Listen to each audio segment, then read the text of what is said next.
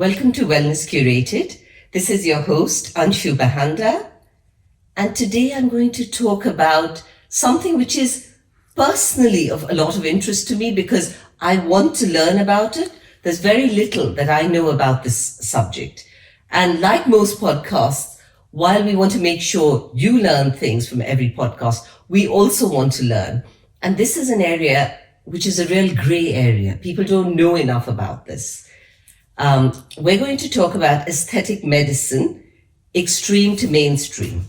We have with us today Dr. Barbara Dalbos. She's an aesthetic medicine and psychiatry doctor at the Sha Wellness Clinic in Spain. Welcome to the chat, Dr. Dalbos. Thank you to receive me.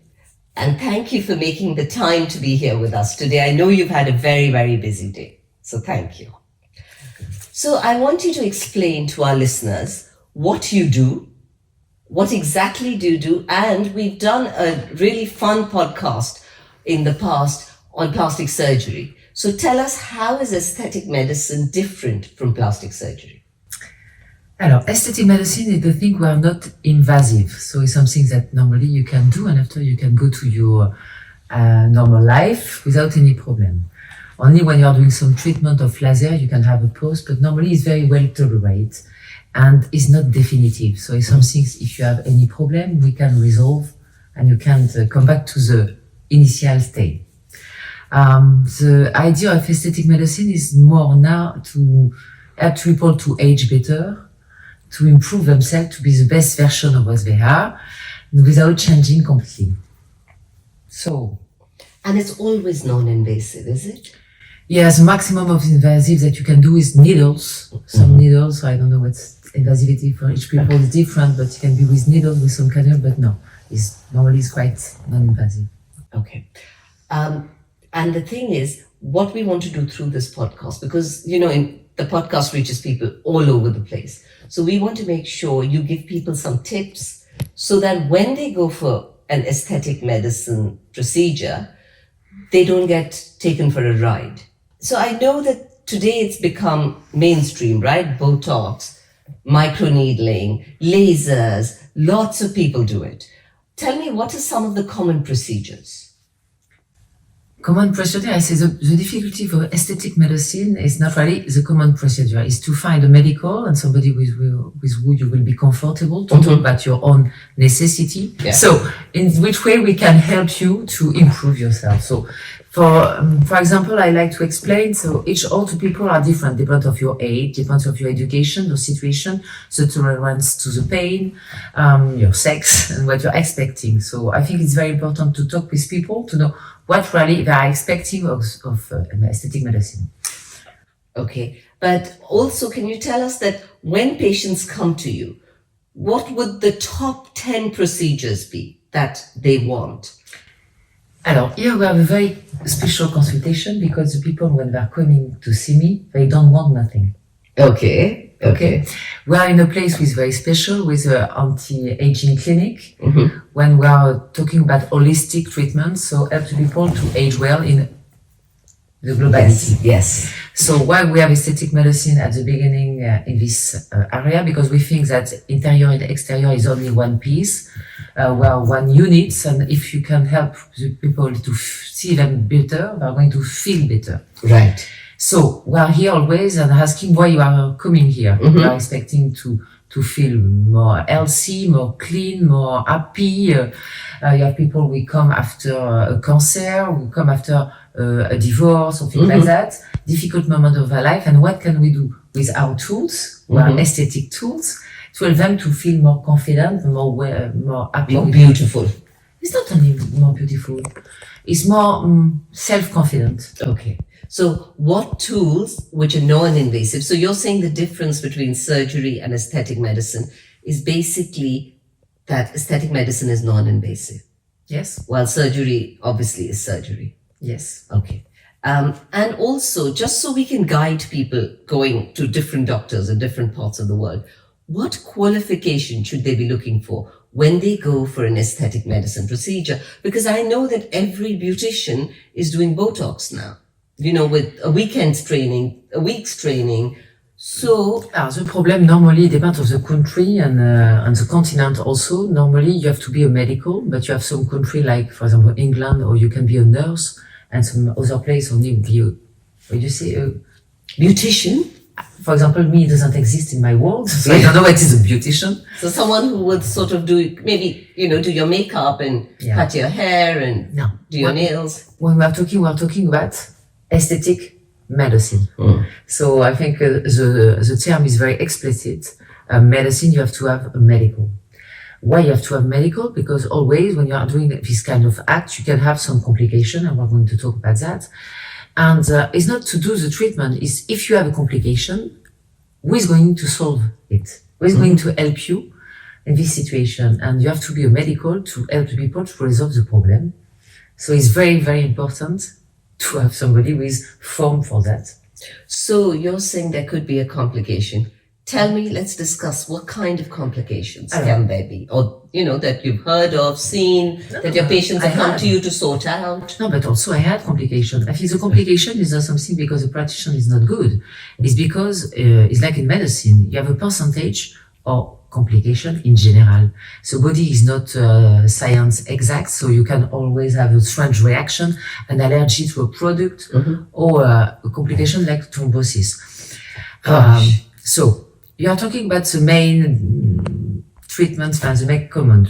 I think that everybody knows Botox. Well, Botox is quite safe. The only risk is just to have a ptosis. It means that the close of the eyes, that it come back by himself. So for that we love Botox, because Botox, if it's well done, you don't have very complications. So only thing that if not very well done, you can have a strange face. Exactly. Your face, something like that. But that is technique. Yes. But it's not dangerous for your health. It's not dangerous for your health. Right. With a filler, with the injection of product in your face, normally now we are using filler who are going to be biodegradable, that your body is going to eliminate by himself. Normally it's very safe, but it's a gel. Normally we use hyaluronic acid. So it's something that we have in the body, so it's very safe normally. But first we can have allergy to everything. You people have allergy to strawberry or whatever, so why not this kind of gel? It's not your own gel. After you can have some reaction with not allergy, with a reject of the product, because it's not your own product. Right. Normally it's people who have autoimmune illness. When you have autoimmune illness, your autoimmune disorders, any kind of autoimmune disorder, should be careful. Yes, because when you have autoimmune disorder, what does happen? Your own body is fighting with your own cells. So of course, if you are injecting something with not your own cells, you have much more probability to have a reaction against it. After, what I say in the complication that we can have when you're injecting this gel, is a gel. And if you inject it in little vein or little artery, you can block it. I see. If you block it, what has happened? The blood is not passing. If the blood is not passing, you are going to have a necrosis. Necrosis. What is necrosis? The tissue is going to dead. Goodness. To die. So you can have a dying tissue in your face somewhere. Wow. Okay. Yeah. So what does happen when you have that? You have to dissolve the product, you have to put anti-inflammatories, you have to put some heat, you have to do some massage to try to reverse and to maintain the blood. So it's very... So you have to take anti-inflammatory steps and dissolve the product. You have to dissolve the product, anti-inflammatory, you have to massage, you have to take corticoids, you have many steps. That's first, you have to be a medical to recognize, to make the prescription. Because somebody who's not medical can make the prescription. Yes. It seems to be stupid and to do the act. So the risk when you don't have practitioners who are medical, if you have any problem, they can't solve it. Wow. Okay. Yeah. And that can be risky. It means that you can have some hole or some spot, but also you can lose your eyes. Lose your eyes? Wow. Okay. Wow. This is getting scary. Yes, it's for that I'm saying. Normally it's not scary, depends when you're injecting your product. And all this stuff is not very dangerous, but if you're injecting in this place or here, that's why if you have an artery, we go directly to the eyes. If you block with that, the vasculature of the eyes is blocked. Right. So careful when you are doing injection in this part. People have to inform you. We have to tell you what can happen. Yeah. We have to tell you the sign. If you have anything, if you have any pain is not normal, you have to come back to see the medical. Right. And yes, he has to be able to help you to solve it. Wow. Okay. So you're saying make sure someone's a medical, because there is, and you have to check your own health situation and be very open with the doctor, the aesthetic medicine doctor, about your health situation. Because if you hide something, you could get into trouble. Of course. So, and tell me, like we talked about the risk of thrombosis, and is there any side effect that can happen because it's been done wrong? Of course. Why we want to also to be a medical, because normally when you are medical, you are doing asepsy. You're doing? Asepsy. Asepsy. Asepsy means that you are doing the treatment with the good condition of cleaning. Of antibacterial, I see. When you're in a clinic, normally you clean it. Okay. Because when you are doing microneedling, what is microneedling? Microneedling is a lot of little needle. Go into your skin. Yes. So if you are not disinfected, if the product or the machine is not perfectly clean, you can have infection. But on that note, I know people who are doing microneedling at home. Isn't that dangerous? Yes. Alors, normally, me, for example, I say to people, you can do, I love when you do the roller. After you have to roller, we're not too deep. Okay. But the danger of that, the roller, you have to throw it away because the old skin is going around inside it. Okay. And you can't clean it very well. So after you can infect your skin. Right. And tell me, in terms of the procedures that are there, what are the state-of-the-art procedures that, most of us wouldn't have heard of? Like the really latest development, which can help people, feel more confident, as you say. Alors, what I was saying, the problem when somebody is coming, we are talking what he's looking for. So you have people who want just to age well, what I told you. So for that, we have, for example, a lot of machine. We can help you to stimulate your skin, the collagen, the elastin, to have a skin with aging better, with better tonicity. For that, we have, of course, the two main procedures are radiofrequency. Radiofrequency, yes. And HIFU. And? Ultrasound. Ultrasound, okay. Both are different ways. They are eating the collagen and shrinking the collagen and oblige your body to create a new collagen. So it's a big stimulation of the skin. How to oblige your body to make your body create more collagen. Exactly. Right. With not invasive, just by a machine with eating and creating a stimulation.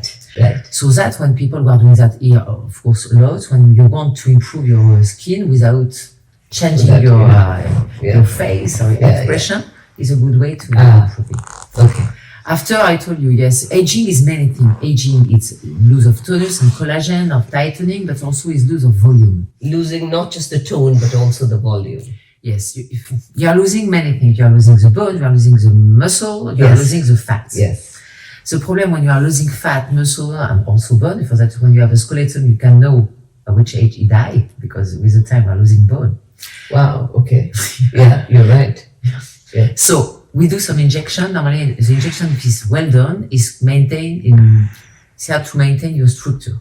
Okay. It's not to change your face. For that, people are very strange to see people. No, it's not that. Normally, we just compensate what you are losing. Right. So that, if for that at the end is not so much medicine or technique, is more, in this case, also how you do it. It's art.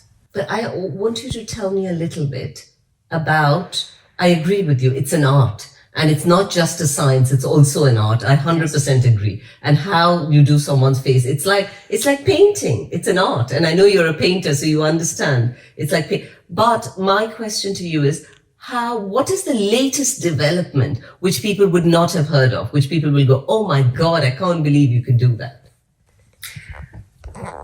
I don't think I'm not changing so quick, hopefully, because what I'm telling is medicine. Okay. When you are doing some medicine... So it's not like technology, which is changing like this. When you are using something in medicine, you can use it after many studies. Right. Many experience. You have to be approved by the CEO or FDA. Yes. So it's not so... It's not like this. Okay. Of course, and for that is medicine also. We're not putting whatever. Of course, what is improving, all the technique of all the machines are less invasive, less painful. The products that we are using are more safe. Also, they are more adapt better with our own skin, like mix better with our skin. Right. Dr. Dalbos, do you ever say to a patient who says, do this, Do you ever say no? Many times. You do? You refuse people? Many. Interesting. Give us an example of some. Because, no, but that is a problem of personal thinking. But I told you, I don't want to change people. Yeah. I think if it's well known, it's been nobody has to see what does happen. Right. It's not some. You have to think that you've never done nothing. I don't want to. You don't want people to think, good. oh my God, she looks different. But I'm not good. I don't want to change people. Yeah. I want to have them to be themselves. It's better. So when I see people, when I think that they did too much and it's not nice, it's not natural, I think I can't do that because I don't do it well. And I think also when you choose aesthetic medical, you have to find a medical who have the same philosophy and perhaps the same taste. Same philosophy and taste as you. That's very important. Now, I want to talk to you about one thing. I've been reading in Korea, apparently, the young girls, really young girls, tweenies, are getting their aesthetic fillers and medicine and, procedures done because they feel if you want to look good, why don't you start early? What is your view on that? I think 12 or 13 is ridiculous. It's really young? 12 or 13? Yes, it's ridiculous. Yes. But it depends if you're talking about acne. Right. Because what we want is to make the people feel good, and we know that, for example, the acne makes can the be a young big girls, problem. Yeah. So if that's because we are treating acne in aesthetic medicine, you think it can be a procedure, why not? So what would you recommend to young girls going through acne? To go to see a dermatologist or aesthetic medical. Okay. Because we have treatment, we have cream, and we have things we can help them to pass this period in a better way. Okay, and tell me about a time when you felt really good about helping someone. So give me an example. I'm sure you have loads of examples. And I remember when I spoke to Dr. Raghuvanshi about the plastic surgery, he had some brilliant examples. I'm sure you've got some as well. So tell us a time when you felt so good that, someone walked in feeling not that good and walked out feeling so confident. And I'm going to be very,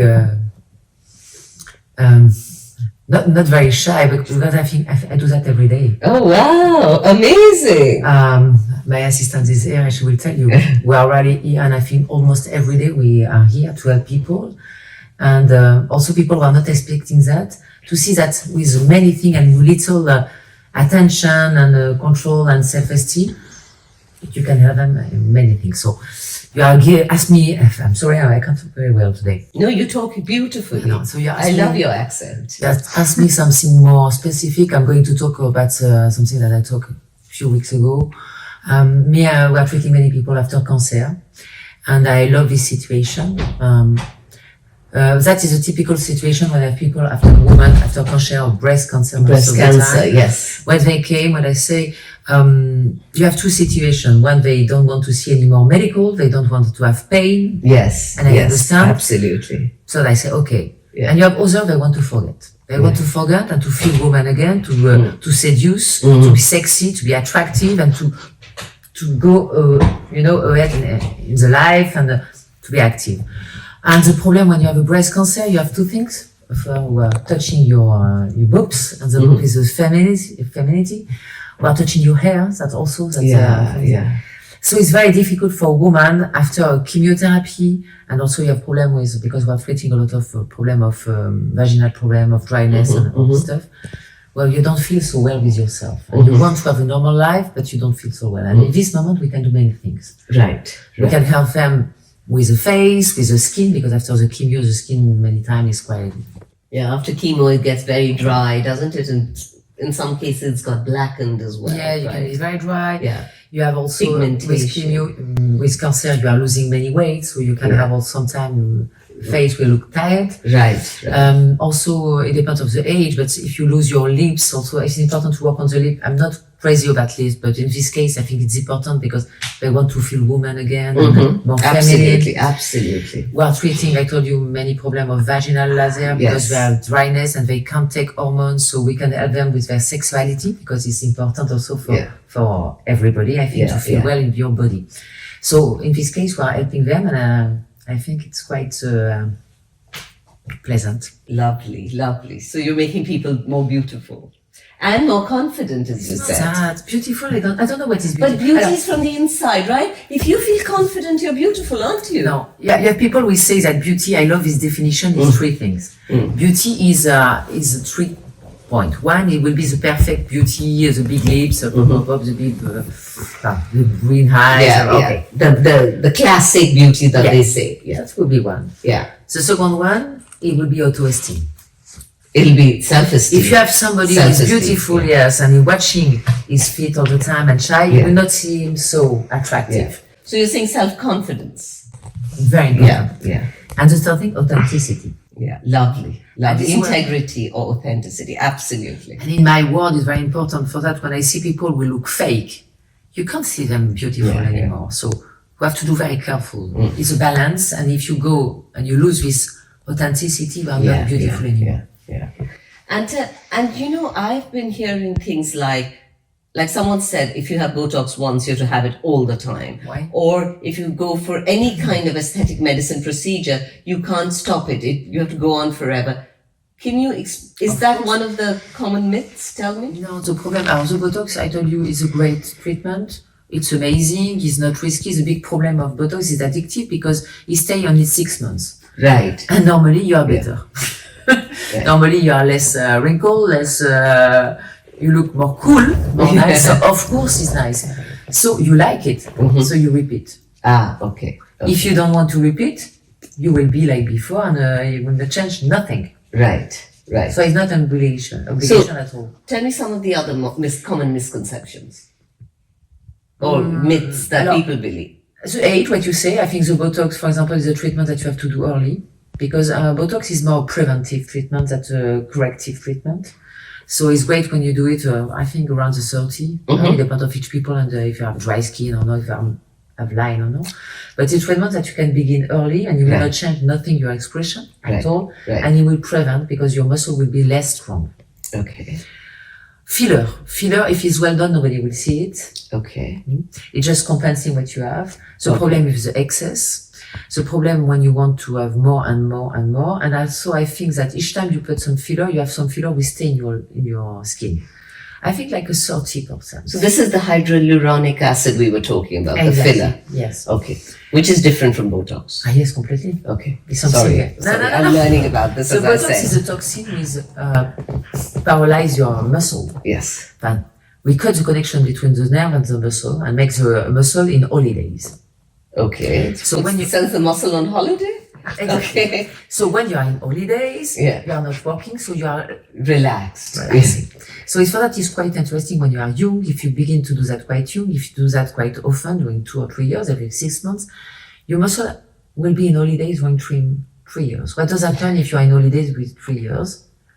You're always lazy. Yeah. The muscle stops working then. You will work, but lazy. It's memory. It's muscle memory, right? They say lazy. And if he's lazy, he will wrinkle less.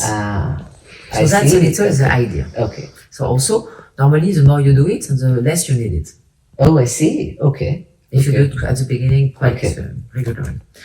The filler is different. It's something that you inject in your skin. So that's a problem where I see it's very important to be a little arty because it's not so much the product that you're using, it's which product, because you have different density, like different color. Right. Also, each brand has different nuance. Yeah. But after where you put it. Yeah, absolutely. So it can be completely different from one medical to another one. Okay. So that is a question of taste, of sculpture. And you were talking about the tools. So you were talking about rollers, but you said make sure you throw away the rollers, but that's a good thing. Right? The tools that people can use at home. You have things that you can use at home, but normally non-invasive thing. After, yes, the roller, I like it. For example, I love it for stimulation of the hair. Okay. With minoxidil is very efficient. So what kind of roller is this? What's it called? The rollers that you buy in the rollers for the face. You can use them in the hair. Yeah, you disinfect it. You disinfect it. So only problem is at home you have to be careful because you don't have a good disinfection. You can't clean it very well because the skin stay around the needle. Okay. So you have to throw it away. Fine. But it can be a good, but not too. You don't have to have blood. Okay. At home, take something not so deep. Okay. So to sum up very quickly. What we're going to do a very quick summary. So what is the best age to start aesthetic medicine? It depends your problem. Okay. If you have acne at 13, you will be at 13. Okay. And the biggest myth in aesthetic medicine? Myth? What is it? Misconception, the biggest misconception. We talked about it. To think that you are going to look like a monster. Like you're a monster, okay. And normally, no.